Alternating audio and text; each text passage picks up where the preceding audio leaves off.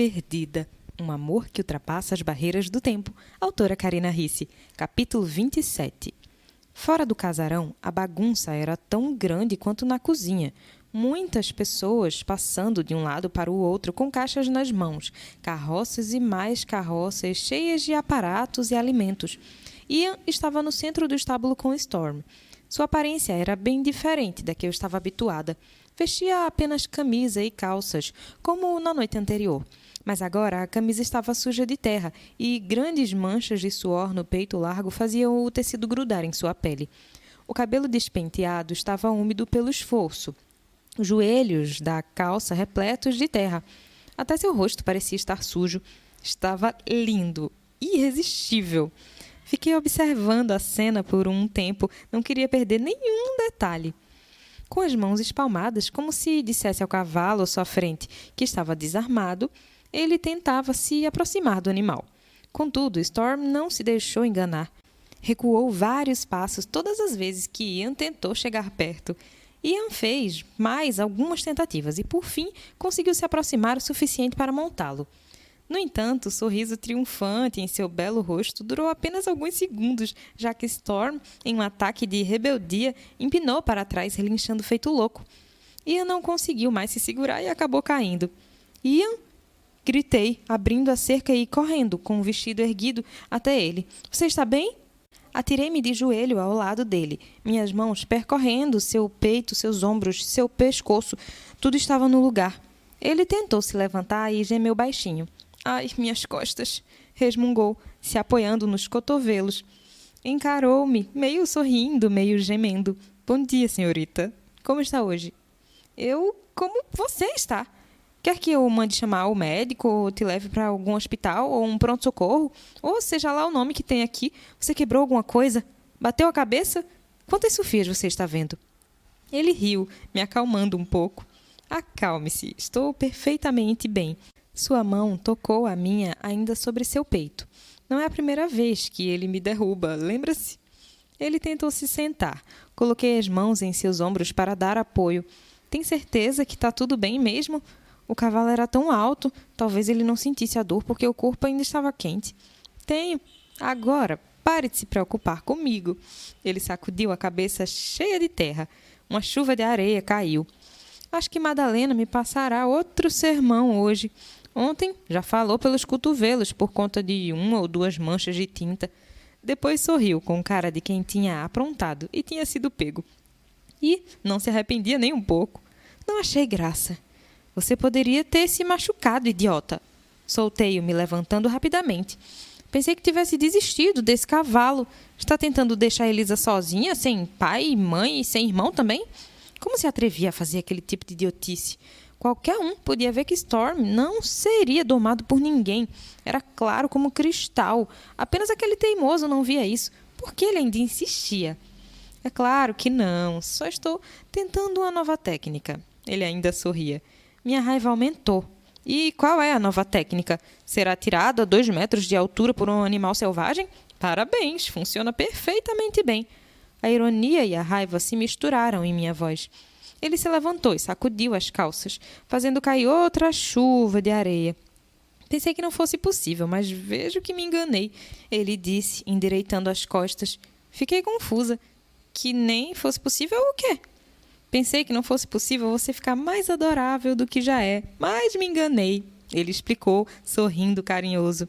Fica ainda mais encantadora quando está preocupada comigo. Eu bufei e lhe dei as costas, marchando de volta para casa. Obviamente ele estava bem, já que era capaz de ficar me gozando. Entretanto, na pressa de sair dali e com a raiva turvando minha visão, acabei enroscando a barra do vestido na cerca de madeira, abrindo um buraco no tecido grande o suficiente para passar uma laranja. Droga de vestido estúpido! Resmunguei, puxando a saia e aumentando ainda mais o rasgo. E ele estava bem atrás de mim quando voltei a andar. Por que está tão furiosa? Falou mais sério. Por que ficou tão imbecil? Retruquei. Ele alcançou meu cotovelo, me fazendo parar. Por que está tão irritada comigo? A confusão estava estampada em seu rosto. Não pode ser apenas por causa do cavalo. E, na verdade, não era apenas por isso. Eu teria que partir e teria que esquecê-lo. Teria que esquecer a coisa mais bacana e intensa que já senti sem que nem mesmo tivesse começado direito. Respirei fundo várias vezes, tentando me acalmar. Ele esperou pacientemente, sem dizer nada. Eu preciso falar com você agora. Te esperei ontem à noite, mas você não chegava nunca. Onde esteve, afinal? Precisei ir até a cidade. Faltavam alguns detalhes para o baile e eu precisava lhe comprar uma coisa. Me comprar o quê? Perguntei cautelosa.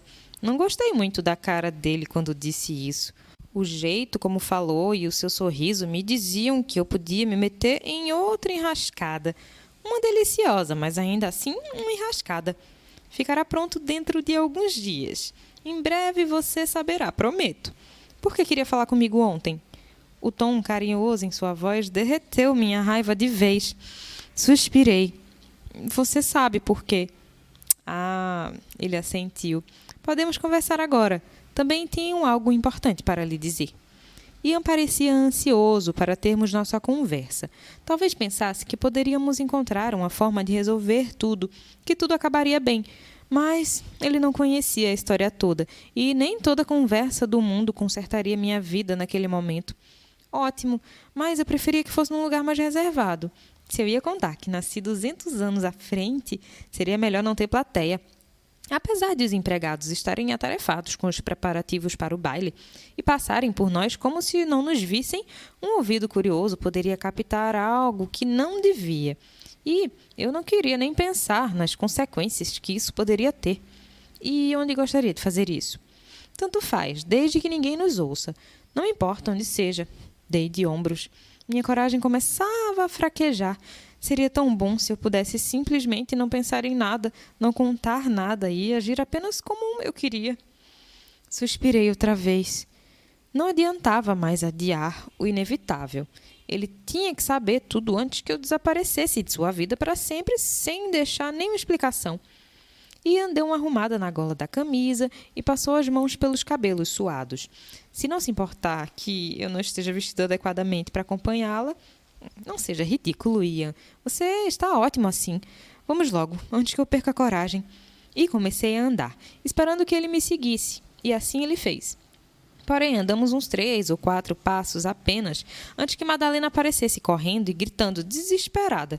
Aparentemente, alguém havia deixado alguns animais escaparem e agora sua cozinha estava repleta de galinhas vivas empoleiradas para todo lado, porcos gigantes ruíam os sacos de milho que estavam no chão e ela tinha que começar a preparar os assados para o dia seguinte. Ian se virou e me lançou um olhar de súplica. Vá logo, eu espero. Falei desanimada. Tentei me aproximar da cozinha, mas foi impossível.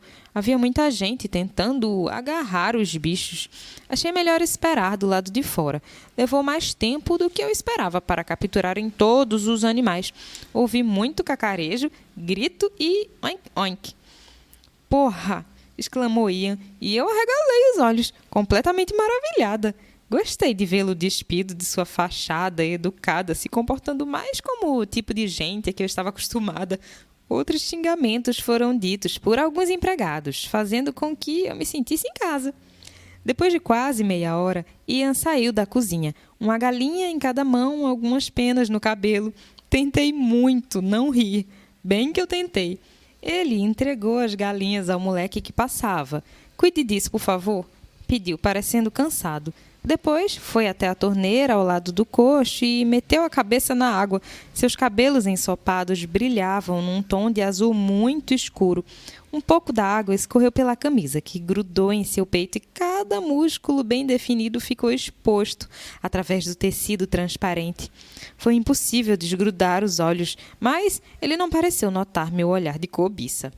Ian se aproximou e sorriu afetuosamente. Onde aprendeu aquela palavra?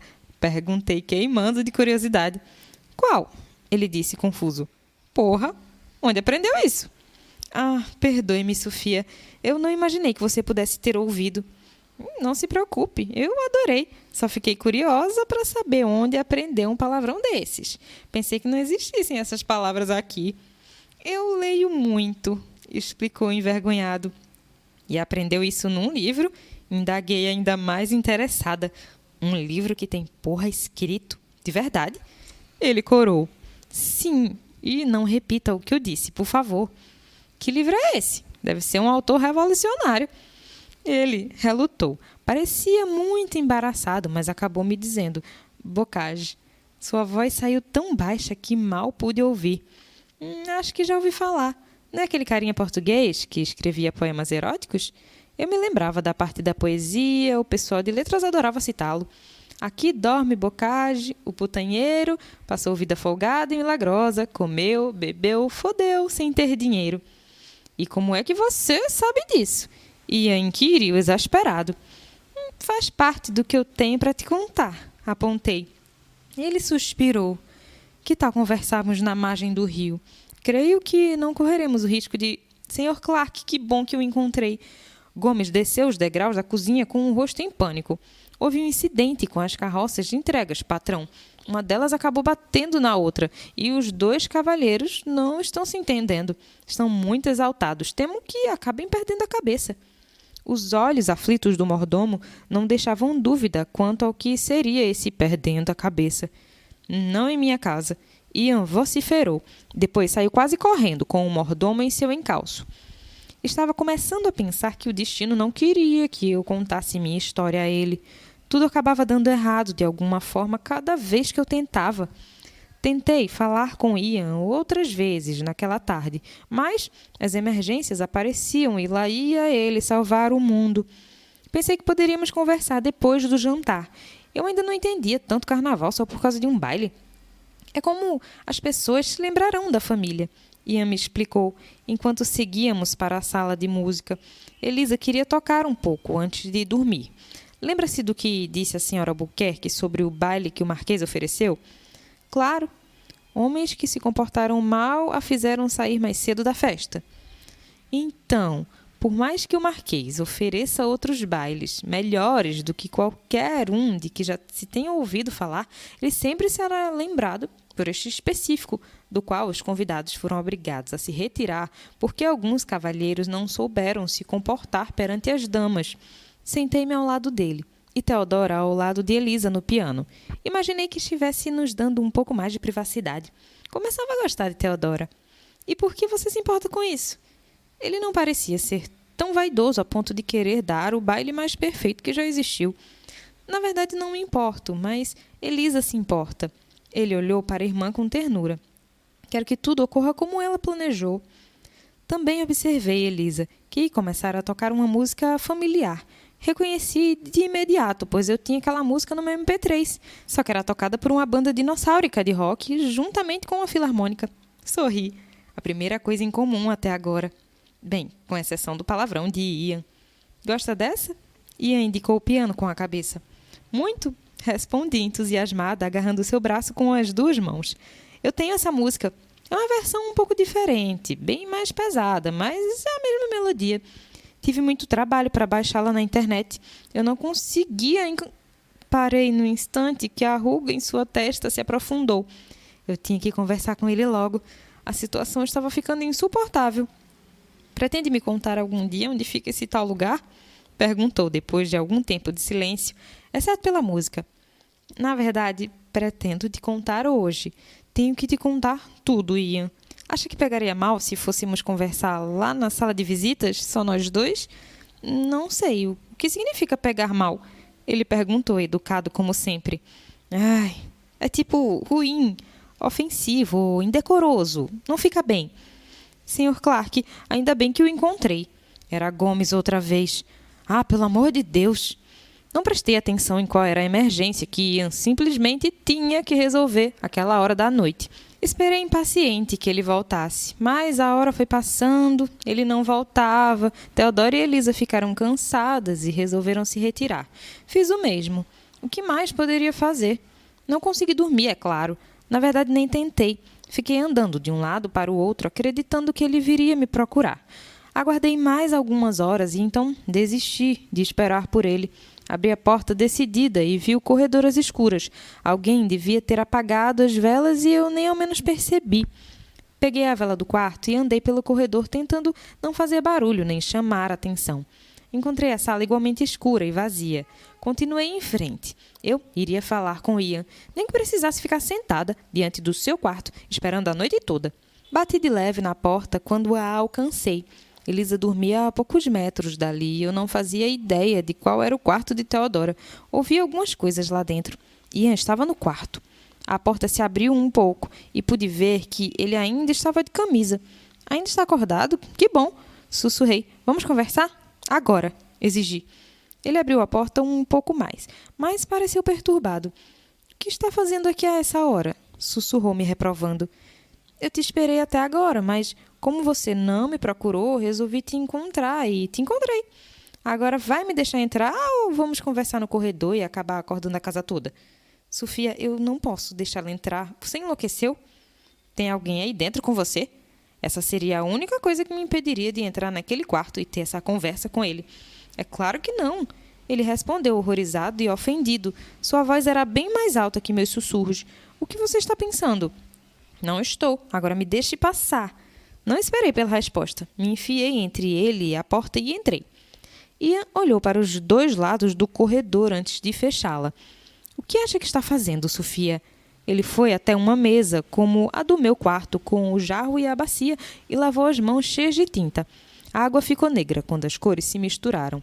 Se alguém souber que está aqui, vai arruinar sua reputação. Tenho coisas mais importantes para resolver agora do que me preocupar com minha reputação. Não tirei os olhos dele, vestido novamente apenas com camisa e a calça. Tenho que dizer muita coisa. É importante. Não saio daqui até que você me escute. Ele secou as mãos e, depois de colocar o pano sobre a mesinha, se aproximou. Não pode esperar até amanhã? Não. Muito bem, então, suspirou. Vamos conversar. Vamos, concordei. Mas, de repente, as palavras fugiram e eu não sabia por onde começar. Respirei fundo algumas vezes, reunindo coragem, que já não era muita. Ian me observava com atenção. Talvez, comecei hesitante. Talvez queira se sentar. Para ouvir tudo, fiz um gesto apontando para a cama e parei de falar. Acho que de respirar também.